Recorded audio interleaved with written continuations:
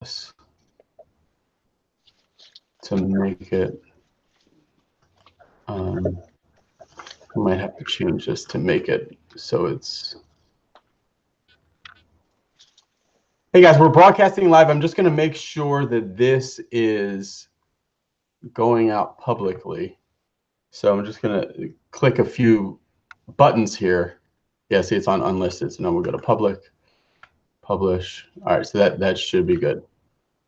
And if I go to youtube.com/BeBetterGolfShow, I'm just going to double check and make sure everything's cruising before we get started. We're talking with Tony Luczak from, yeah, it's live. And Cool. Well, thumbnail, Jesus. Excuse me. 15 shots.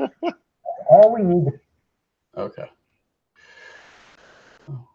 Great.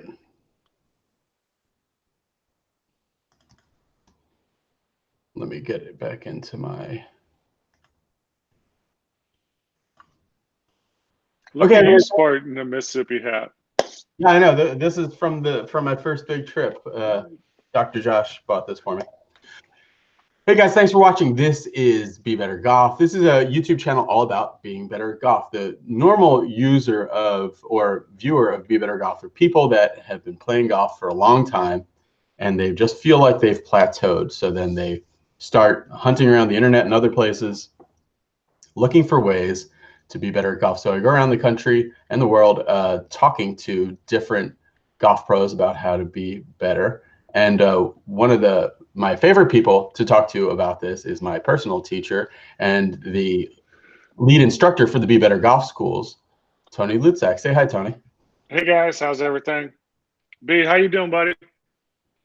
Doing great. So we were talking, Tony is getting his PhD in human factors engineering and talking about a paper that he's working on that has to do with, there's a lot of talk, Tony, your paper has to do with jumping, right?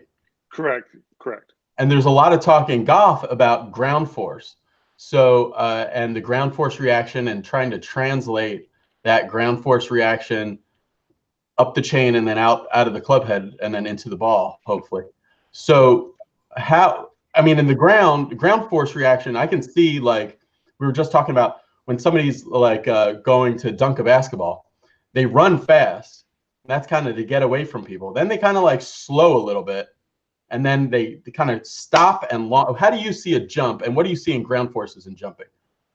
Well, so with jumping, and the one you're kind of talking about is kind of like what they call a two-legged jump, so there's the eccentric load on that front foot, and then that rear foot has a concentric component to it, which then kind of almost propels them, almost catapults them up. So the stronger you are eccentrically, in order to put more force of your body mass and your acceleration and your velocity into the ground, then it kind of just shoots you up. And that's where just read a paper about Zion Williamson and his shoe blowout, which is now becoming a big dissertation, is my now new dissertation with the men's and women's basketball team, is the greater force we can apply. Now, where does that force come from? That comes from our velocity. Greater force we apply to the ground, then the more we can do with it, because we have friction, we have resistance, we have this giant mass. Now, that's great for jumping vertically, but when you look at swinging a golf club, we want more horizontal forces. So the vertical forces, I've never quite figured out what these guys have talked about, and I pulled up this paper looking at jumping and everything else and seeing that it's really a lot of the jumping, I wouldn't say a lot, but a good percentage of max height has to do with velocity of arm swing. Max height, what do you mean? So max jumping height. So okay. If I'm going to try to jump and I don't use my arms at all, I cannot get as high as if I can go ahead and develop my arm swing and get my arm swing going. So the faster my arm swing is, actually the more force I'm applying towards the ground, which then allows me to then jump higher. Yeah. So it's the resistance from the ground. So we're actually then now starting to look with, obviously with Zion and his shoes, looking at how firm or soft the shoes should be, whether it's midsole, heel, And really, are the shoes then being designed well? And some of the interviews we've done with coaches, strength conditioning coach, athletic trainers, there's some issues with shoes out there. It's not just one company; it's kind of across the board. Yeah, So that was the shoe, just to show. So he basically was doing kind of like a cut move, and just the shoe just ripped from back to front, and his foot came right out of it. And kind of the one article said it was the polar opposite of the Nike moment that they had when Tiger Woods chipped in at Augusta, you know, and it hovered on the Nike logo.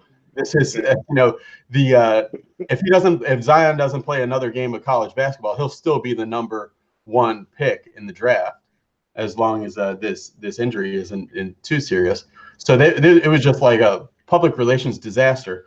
So when we talked about this before, but when we see Justin Thomas and a lot of long drivers and Patrick Reed and Scott Stallings and a lot of other people either like airborne on one foot or completely airborne on both feet, wouldn't that, I mean, those guys are really fast swingers. Would that be something to try to copy if you are flat-footed and swinging slow?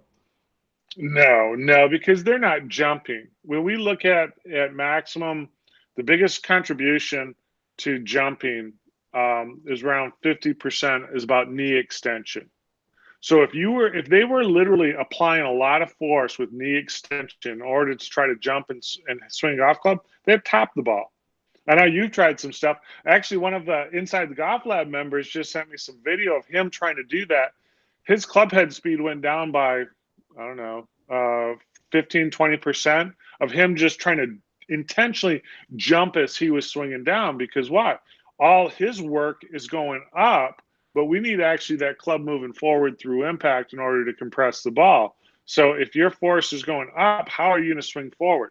Force is a vector, so it has magnitude and direction.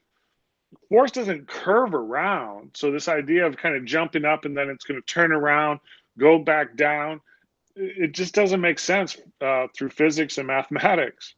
So where does, or what is the reason that they are jumping? Is it that the arms are moving so fast out and down that they have to, in order to make impact with the ball, they do have to put that jump into it? Or why do you think they are jumping? Again, I wouldn't call it a jump. I would call it kind of like what you're saying. It's more of a counteractive movement or counteractive response or reaction to the high velocity of their arm speed. You know, perfect example, take a look at Jamie Sadlowski, who's obviously former long drive, now trying to play. His club head speed, he did this at Callaway. You can find this on YouTube, and I know I've posted it, is him swinging a driver off his knees and hitting it over 300 yards. Yeah. Now, Jamie's what, like 5'10", 5'8", something like that? Like so, 180, I think.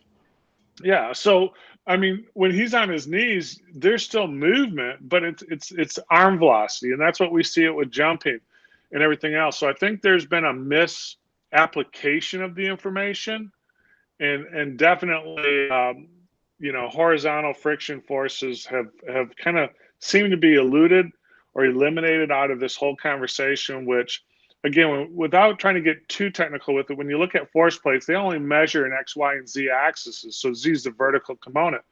But when we look at human movement isn't pure X, isn't pure Y, and definitely not pure Z. It's a combination. So where are those resultant forces going? And no one's talking about those resultant vectors, but in 3D space, you have to. Nothing works with X and Y being 0 and Z's just going straight up. That's not human movement. So unfortunately, there's just been a total misapplication of the data. We are doing this broadcast. One of the reasons we're doing this broadcast is because on April 27th and 28th, at where they have, we're talking about hitting the ball far, but where they have the World Long Drive Championship Finals is a place called WinStar Golf Club. And we're going to have a Be Better Golf School on April 27th and 28th, Saturday, Sunday, at the WinStar Golf Club, which is just a little less than an hour away from Dallas, Texas. So if you would like more information about that, just go to bebettergolf.net/school.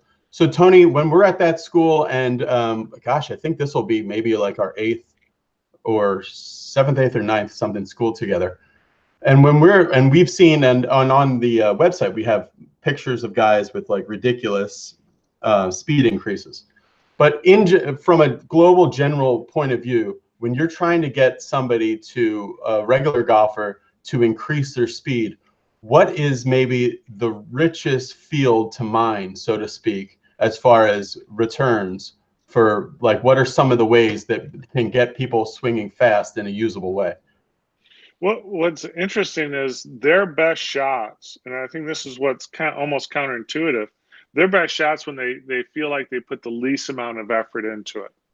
You know, and if we think about muscular work, I'm trying to push something really heavy. I'm going to put a lot of effort into it. But when you apply that to the golf swing, generally it doesn't go very well. So that is the relaxation of the arm speed, you know, and whether it's the flamingo drill or hitting ball speed together, it's kind of like a boxing type motion.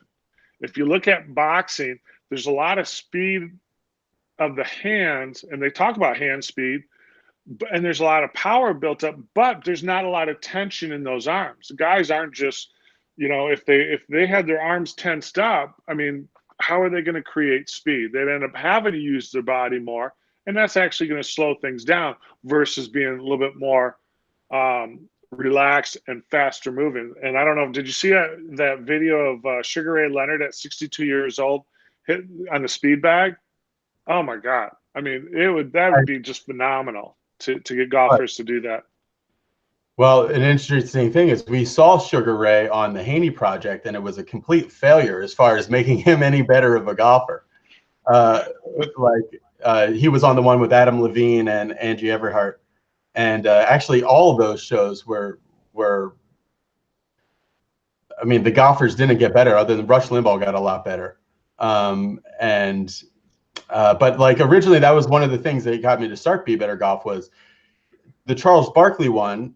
I mean, I really like Hank Haney. I really like what he teaches, so I'm not trash on Hank or anything. But the Charles Barkley one was maybe $300,000 worth of golf instruction, because Hank Haney's $10,000 a day or something.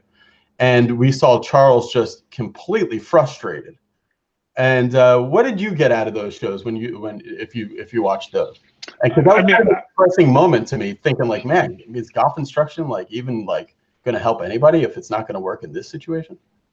I mean, you bring up a great point. So the question is, you know, I think Hank Haney is I've never met him, so he seems like a nice guy. Obviously, he helped Tiger, but when you look at, I'm gonna be a little bit more critical, because when you look at some of the methodology behind his technique, the club head doesn't stay on a single plane throughout the whole swing. So that right there is a flaw. Yeah, you can hit some static positions and create what appears to be a one plane swing looking at the club head type thing, but that's not going to happen. Now the other question is, and I've seen, you hear some of these guys kind of, and again, I hate to use the word contradict themselves, but they talk about swinging freely, but then they say, okay, let's get the hips moving more. Let's get the body moving more. And now all of a sudden they contradict themselves because, well, hold on, is it the arm swinging freely, or is it the body doing the work? You know, but, and that's the reason why I went back to school, is because, and kind of like you starting the channel, is, hold on, some of this stuff really doesn't make sense. And it's making golfers worse. I know the more lessons I took in Florida,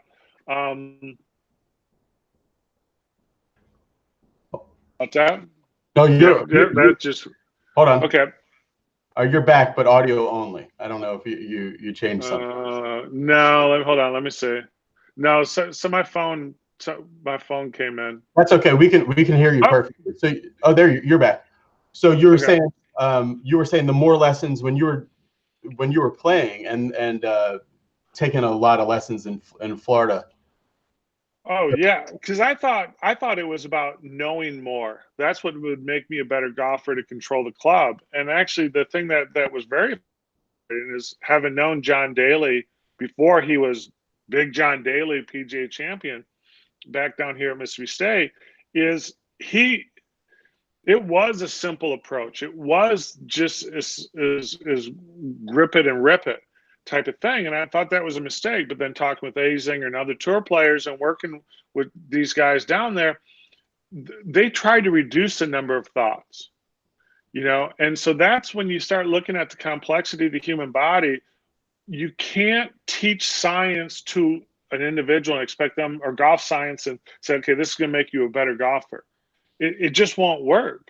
It just won't work. So you have to actually use a different type of approach versus knowledge of knowing as an instructor versus what you give that student to make them a better golfer. Yeah, that's one of the things that we talk about a lot on the channel that I hear almost nobody else talk about, really nobody else talk about, is separating what happens and what to do. It's something that you and I talk about a lot. Yeah. And I think it's a lot like teaching someone, like imagine if you teach someone exactly how a car is put together and how the engine works and how the wheels work and how the brakes work, and they could put a car together, they could take a car apart and put it back together. They know everything about how a car goes together, but they've never driven.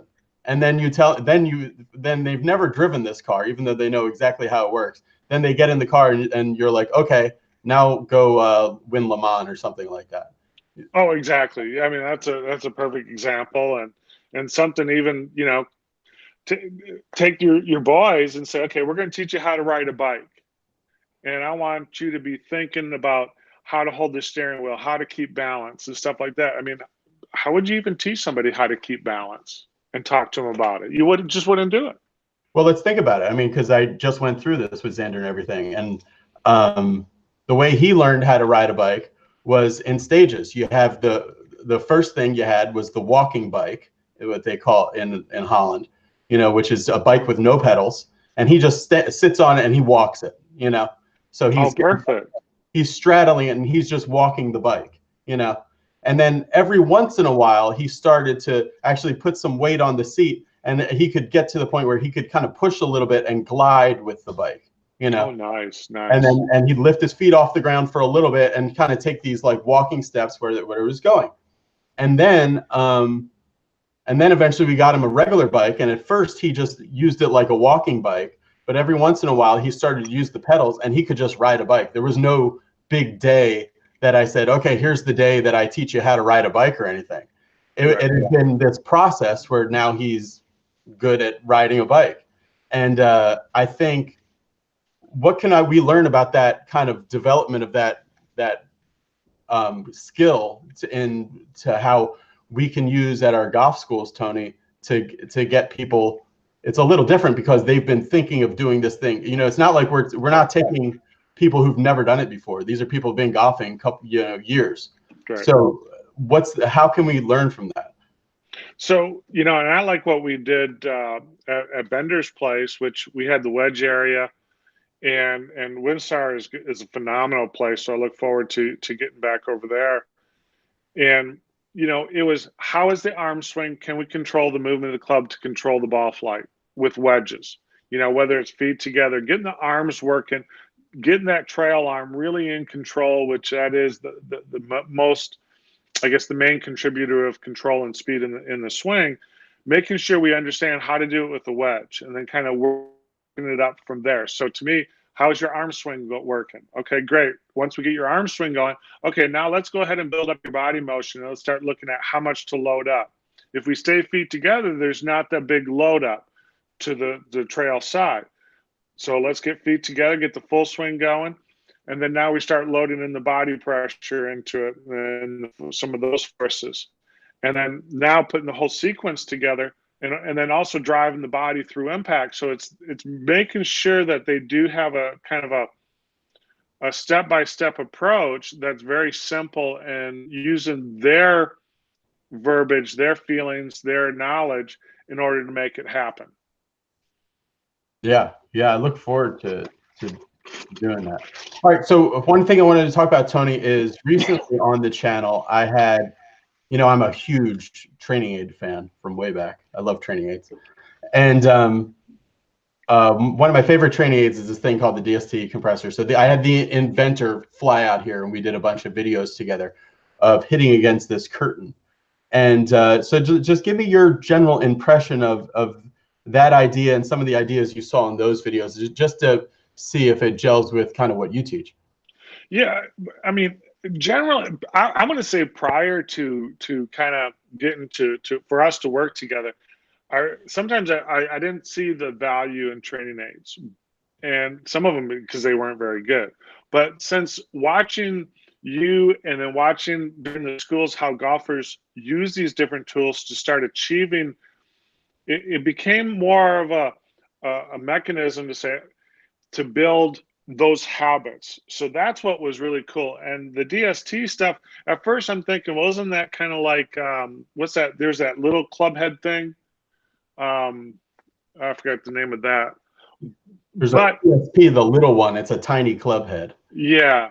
Yeah. I thought it was a little bit like that, but then listening to the videos and kind of watching what you were doing, and it, you know, we actually are going to do a research study on golf this semester too, besides all the jumping stuff. I got a crazy semester because we're working on a wearable device for that. So I definitely want to take a further look into the hand path relative to that lead arm. But I think you're dead on, because why? That keeps that momentum and those forces going through impact, and instead of stopping prior to impact. Because if we get that acceleration to stop prior to impact, and now we just got momentum, the question is the momentum of the club head going to beat the hands?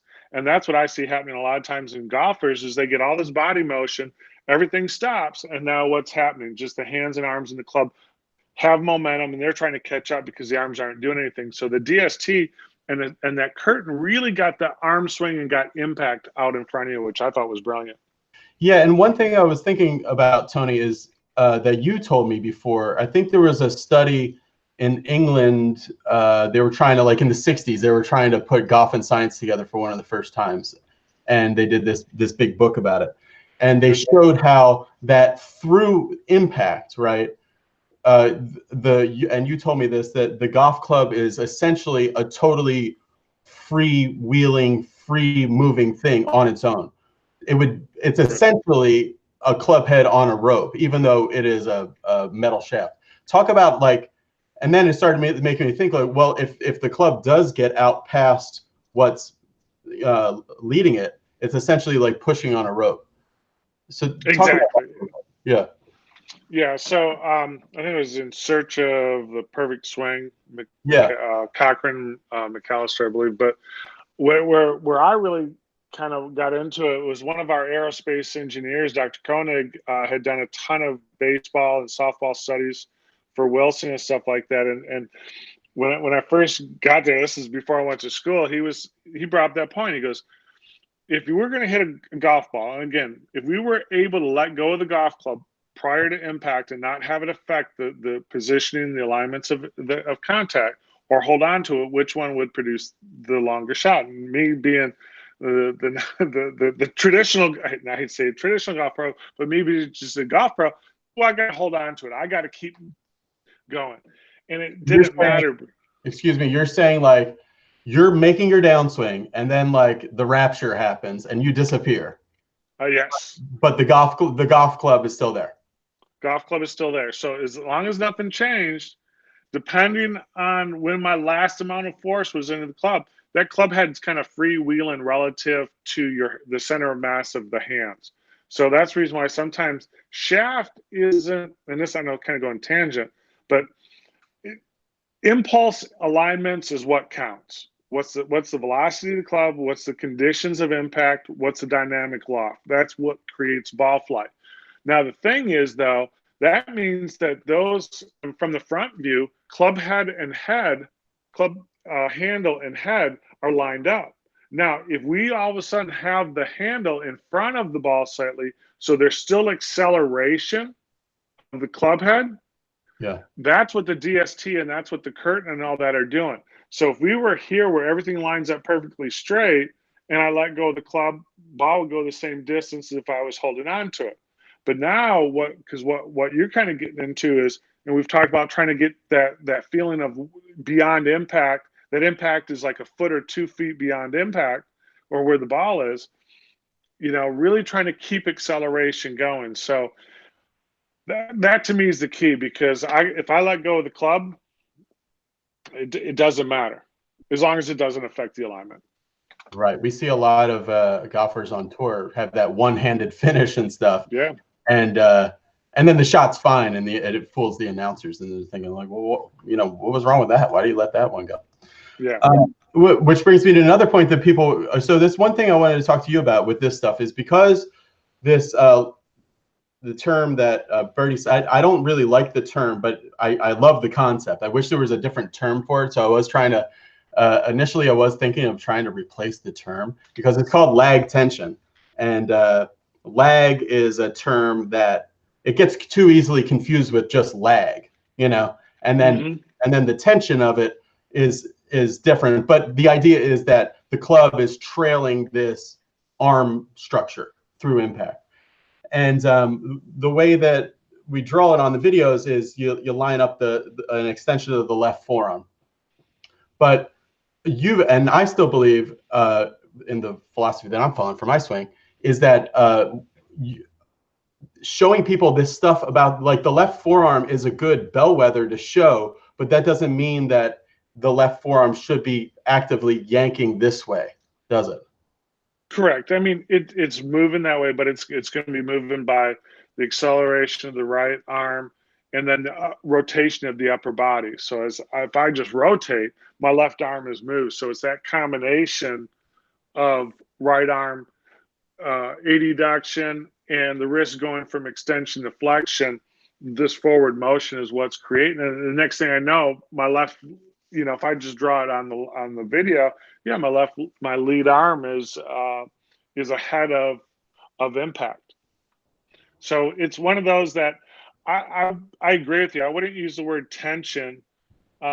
And I would this goes back to the old Mac O'Grady and the Morad golfing machine stuff. They had the strap device that you could wrap around your left shoulder joint, and it was just a strap that came down.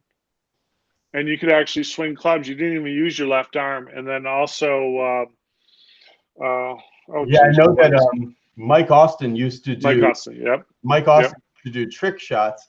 I did I'm good friends with his biographer, and he gave me all these papers about it.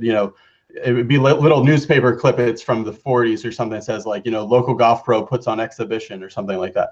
And he's got this one shot of he's got his arm just pinned, like holding his side like this, and he's got a rope around here, and he takes the club here, and he right about there, he throws it completely. And so it hits the ball, and he's not connected to it. And he would hit a 7-iron like 210 yards, like back with the old balls and everything, just by throwing the club through. But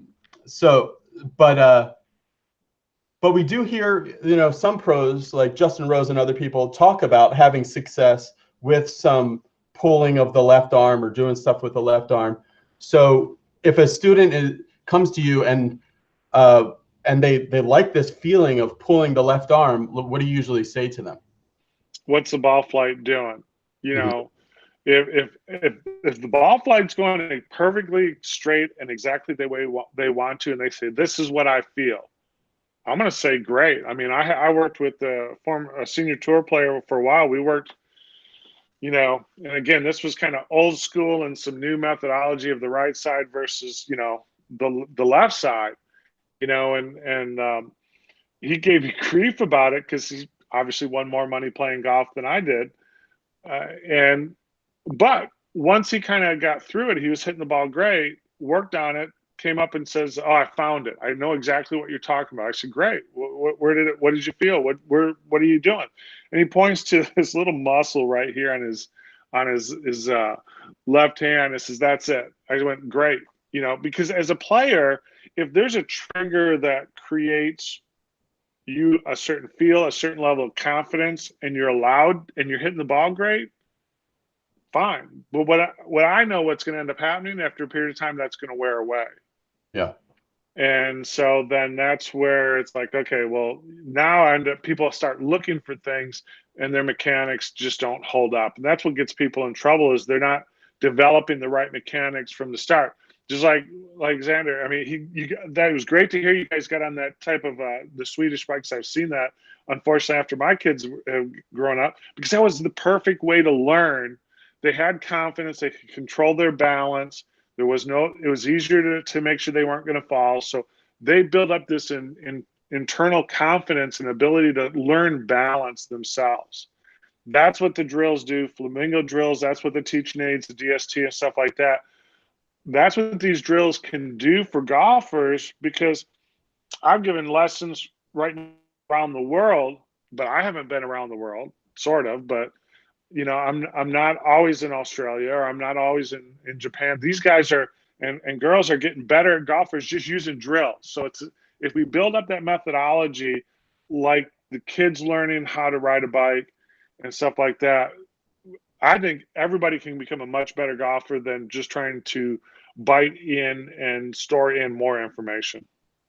Okay, guys, we're going to be live here on Be Better Golf for another 10 or 11 minutes. Tony wanted to, the reason that we're doing this broadcast, if you're watching it live, that almost definitely means that you've clicked the bell. So thank you very much for doing that. If you're watching this as a replay, click the little bell, subscribe to the channel and click the little bell icon. That way you'll see when I go live. I don't do all the things I'm supposed to do YouTube-wise, as far as like regularly scheduled uploads and like, you know, I just like, if I have like a free 45 minutes, I'll text Tony 2 minutes before and just say, let's go live. So that's about the way I do it. So the only way you really catch these is if you click that bell. So we're doing so the whole point of this is one of the points of this is we're doing a Be Better Golf School coming up in April, at the end of April 27th and 28th at the WinStar Golf Academy, just north of Dallas in Thackerville, Oklahoma, like 1 mile across the border into Oklahoma. It's at the WinStar Golf Academy, which is where they have the World Long Drive Championship finale, and it's also got an amazing short game facility, TrackMan, Gears Golf Systems, Sam Putt Lab, all its own gym. It's a almost 5,000 square foot facility that's going to be for us, for Be Better Golfers that weekend, just getting better. And we also have Tony will be there, I'll be there, and we also have the lead instructor of the WinStar Golf Academy, Bill Knodel, who's a friend of mine and a really great instructor that works with guys on the PGA Tour champions, like Gavin Coles and Rod Pampling he's worked with, and some other players. So he's got a lot of great experience with high-level players and also amateurs. So it's really going to be a whole lot of fun. Go to bebettergolf.net/school. One thing I wanted to talk to you about the school, Tony, is doing like we did, building your reactionary golf swing and reactionary golf masterclass, and some of these videos that people have had a lot of success getting better just by watching videos. But one thing I wanted to talk to you with the schools, as far as we've gone further, talk about where a golfer's focus should be. I know in a lot of the reactionary golf swing stuff, we hear a lot about the sequence of the external parts of the body, like how the arms are moving in comparison to the torso or the hips, and a lot of that body focused things. Tell me about, when do you know as a teacher, when do you know how a player is going to respond to, like, let's say, like body talk, club talk, or just totally external stuff? Some of it depends on the skill level of the golfer. So if you know, generally speaking, the newer the golfer, the more focused we will be a little bit more on mechanics. You know, so let's say we're trying to make a change. So let's say we get someone that's really into a big reverse kind of tilt. It's been slicing it, coming over the top. We are definitely going to jump a little bit more into mechanics, whether we use some the augmented reality video goggles and really try to change the mechanics around. Now, if you're a better player, but that path is off, that's where like Foresight or TrackMan is great, because now we can take that golfer, get them lined up, get those metrics of that club head delivery into the ball, and now they can start swinging freely without worrying about hooking it. So knowing where the club is then better for, to me, maybe sometimes that, I hate to use the word more accomplished golfer, but just generally it's a lower handicap golfer. So based on where they are, we actually have different approaches to help improve them. Now, at the same time, there's been some guys that want a little bit more mechanics, want to get more distance, you know, and the cool thing is, you know, there's different ways of doing it. If you may feel more comfortable loaded up centered versus loaded up trail side, you know, the flamingo drill loads up on the lead leg. So we can still hit balls that way. So we give golfers, depending on their situation, we can give them a lot of different approaches to help improve and find what they want to get better at. So we just match it up to their needs. Cool. Okay, guys, so if you have any questions, write them in the comments. Well, I'll do one more question for Tony. I'm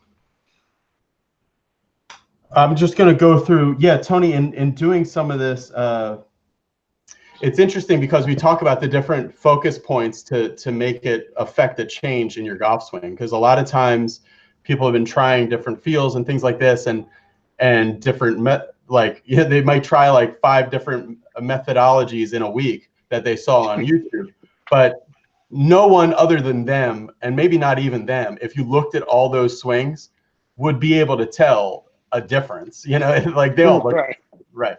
So one of the things that I've noticed in doing a lot of this impact work, with, you know, with the curtain, and the other thing too is they work together really well, as far as, like, I've been trying to feel arms first more to get me from spinning out so much. And then I noticed that when I hit the impact bag in a certain position, or hit the curtain, I mean, in a certain position, I actually started, this is how I was able to put the full length of the shaft onto that. So it can kind of work. You don't want to just stick with one thing. You want to move around a lot, you think? Oh, definitely. The human body and the human mind is all about adaptation. It loves change. That's the reason why it's kind of funny when golfers say, well, I want to be real consistent. And the problem is your mind and body wants to change because it gets bored. It gets bored with consistency. By you jumping into more of an impact to get that awareness, that's perfect to kind of trigger other things to happen. Because again, like if you're going to throw a ball, I mean, how many different thoughts, you know, baseball season's coming back up again. You know, how many different thoughts do you want to have as a pitcher? You don't want to be thinking about, you know, ankle flexion or dorsiflexion, plantar flexion angles, and all this stuff. You're really, as a golfer, if you want to become the best golfer, you got to stop. You don't want to stop thinking, but you want to be aware of what produces good shots, not be thinking about what to do. Yep, and that's what hopefully at the school we're really going to put a line between what happens, because at the schools we do a cool thing during, like, we have this like team lunch, and where Tony does this presentation. They have projectors and TVs and stuff at the WinStar Academy. So Tony will do this presentation of a lot of the science of how it works. But I think one of the but then we're able to separate into, okay, now that's what happens. This is what to do, and it's different for everybody. One thing I wanted to ask you about, Tony, before we cut off, is what has changed since you were on the channel until now? What have you changed any of your opinions, or adjusted any of your opinions from maybe like that first video that we saw with you in Mississippi? Or refined the part that you think is more important now than you thought back then? I would say how the body pivots through impact is probably one of the biggest factors that have kind of, for better golfers, I've seen that, because now all of a sudden I'm getting better golfers now showing up. And let's say a higher handicap. Arm swing isn't developed, so we need to develop the arm swing. So that becomes most of the focus. Well, now all of a sudden I got better players showing up, and their arm swing is pretty good. But now their body isn't really moving the right way. And with most golfers, they're trying to spin out and trying to swing left, and they get this glancing toe shots all the time. So understand, and then understanding how that body works through and pivots through impact has probably been the biggest thing. And then getting into the mocap and the force plates, we can now start measuring that. So I think it's been more of a combination of refining the biomechanics and then looking for different motor control ways to present that information without confusing the golfer. And so we can do that based, again, it's as simple as, okay, I get a little bit more pressure into this trail hip joint, and now I want to feel a little bit more pressure towards that lead big toe through impact, and then I go and balance up. So there's just different triggers we can get golfers to do that actually then make the pressure mats and the force plates, all that look perfect. Last question, Tony, just because I'm interested to know. When you see golfers like friend of the channel, a guy named Scott Stallings, and then also like JB Holmes and some other golfers who they almost like they almost pivot off their rear foot. So I know you talk a lot about driving into that front big toe or the lead side big toe, but what are those golfers? That's a little bit different of a sequence. So they're almost pressing the ground real hard with their rear foot, and the front foot kind of gets like either airborne or the toe goes up in the air. It's kind of weird. Yeah, it's actually, that's when you start looking at force plates and start looking at center of motion or center of pressure movement patterns. There's not one perfect pattern. There's some tendencies, which is that fish hook draw that we talk about.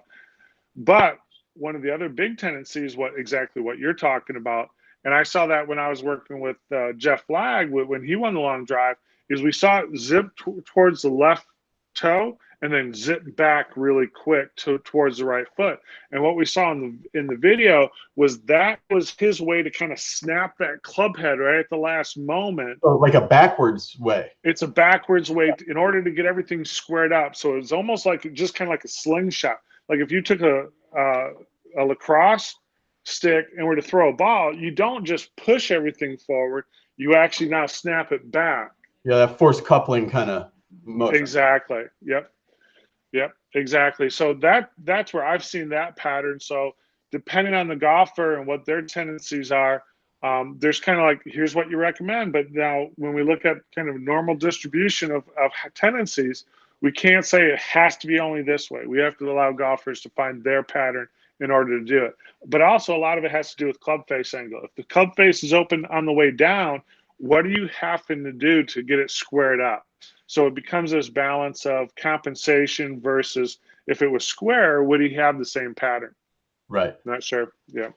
Okay, so we have a couple questions. We'll take these two questions. So, Tony, one thing we've seen a lot recently with Phil Mickelson has been hitting the golf ball like really far recently, creating some like outrageous ball speeds, 183 miles an hour I saw, and when he finished in second place in the desert, and then at Pebble Beach where it's a lot more humid, he was in the high 170s, and I just like, that's outrageous. So we've been seeing a lot of these super speed sticks because he warms up with those kind of like in a baseball swing.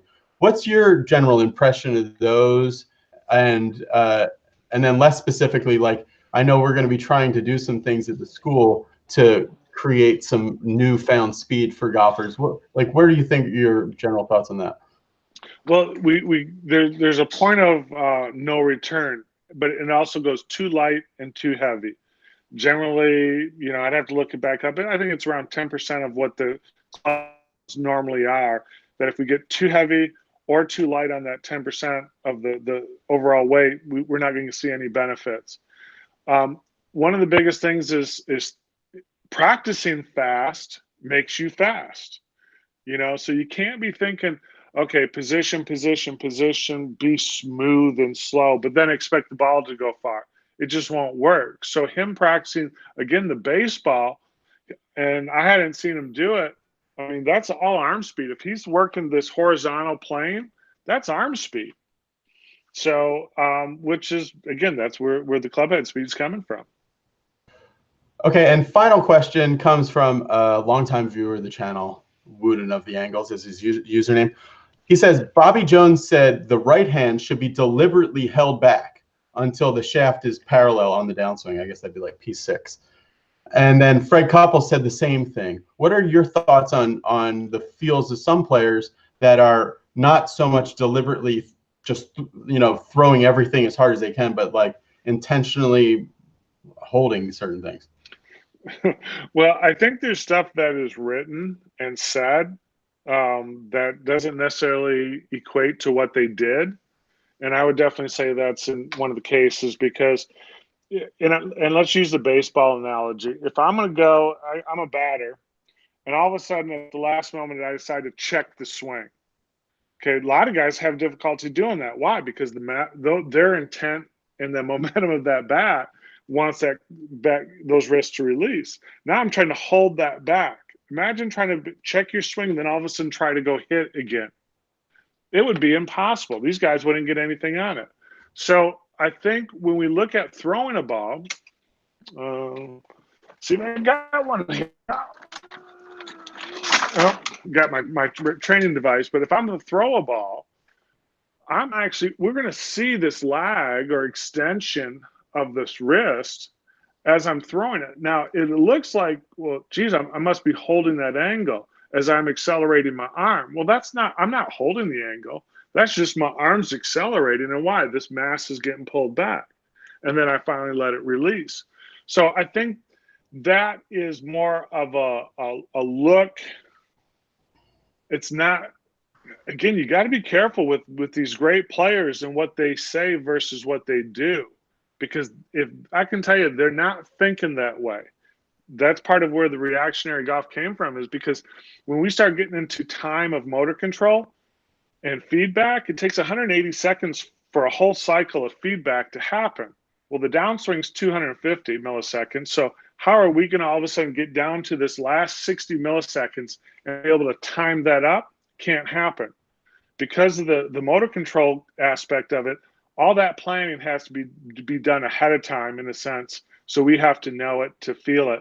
So it's more of a look. It's an appearance. It's not what they're doing. Yeah, and I think with the Bobby Jones thing, I know that Lee Trevino has talked about this before, where in Golf Magazine or other not Golf Magazine specifically, but he said in golf publications that he said like 90% of the people who are writing these instruction articles are not even golfers. So they'll get a tip from a great pro or something like that, and then they have to write it into an article. So so there's a lot lost in translation. I know that a study just came out that I did an interview with Eric Alpenfels down at he's the lead instructor in Pinehurst, and he does a lot of really cool scientific studies. And Eric, the study was about where to look before you hit the ball. And so in the study that was written up in Golf Magazine, it said, okay, well, people hit the ball much more accurately when they looked to the intermediate spot only. And then the article went on to say, it said why. The reason is, and it said because blah blah blah blah blah blah blah. But then I asked Eric, and he had said, well, no, they didn't test the reason. They only tested the result. So that the writer was writing that based off of they did post tester questionnaire, and so these came from the people who were involved in the test. They gave their ideas to why they thought it might work better. So if somebody didn't know all that, they would read the article and they would think, oh, the reason that works is because I'm not worried about the trees and the lake and everything else. But if you dig deeper into it, that wasn't what was studied. They only studied the results, you know? Right. Yeah. And that actually goes, a perfect example is that, and I'm not going to name where I got the source from, but the X Factor with Jim McClain, that was a pure marketing ploy. When you actually get down to the research that Randy Myers did and read the whole paper, they're trying to build up this correlation between clubhead speed and X Factor, and they write it in a certain way, but they get down to the conclusion. So, I mean, you got to go through 8 pages of information or jump to the conclusion, which is actually a good technique to do. They said they found no correlation between X Factor and the clubhead speed. But guess what? Golf Magazine needed something to promote Jim McClain, and so X Factor was born. Yeah, and sometimes it comes even from a place that's totally innocuous, or it's very easy to get someone's bias into something. Yeah. As far as, because a lot of times people will take some of these ideas, certainly with sequence, as far as like, ground up kind of stuff. You Right. take someone's bias and they think, oh, well, this is a universally accepted deal, so we see these are the results, and it's because of, and then they talk about, ground up or whatever else. But Exactly. you really have to, I mean, you know so much more about this now that you are about to get your PhD in a couple more months. That science, tell me, how is golf instruction kind of, as we're hearing a lot more scientific jargon in golf instruction, what are they missing as far as, like, when you see certain things, what kind of irritates you when we hear golf pros like talking science? Jeez, you want to go down this road? Well, not to be I know yeah, that I hear a lot of scientific terms, and I'm thinking, here's the overall issue, and again, I'm going to say I was somewhat one of those guys too, because I was before I went back to school. I mean, I had an idea, but my approach was always different than everyone else's. But it was based off of feel and just seeing things and kind of putting pieces together. So I call it hack research. Well, now that we know the scientific method of things, first of all, golf instructors do not know the scientific method. So when they look at a problem and they have a hypothesis of what this and this, they're not going through the approaches to actually evaluate anything. So that's one thing. The other thing is what's their academic training. Generally, you look at most PGM programs, and I want to say all of them either have a business or recreational degree, but now all of a sudden they're jumping into human performance, cognitive engineering, and biomechanics. Please don't read a magazine and just start quoting things off. And we saw that all the time, even before the science came into it, is whatever got published in a Golf Digest magazine, tips, whatever, that's what the young assistants were teaching that month. And we saw that, all the time. So it's just kind of not their fault. I think they're great people, but they haven't been educated the right way. And that gets into the whole situation is the who should be doing that education? Well, the PGM programs just aren't geared towards that. They're geared towards a business, not a science degree.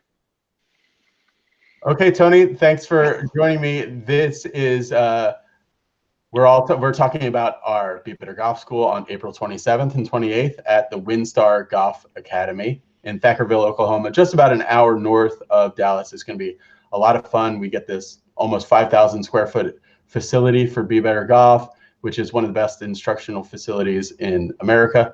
And it's got basically every toy you would want from a technological point of view. And then it also has, one of the things I like about it is, as opposed to like getting better at golf here in Long Beach, where it's just population density everywhere.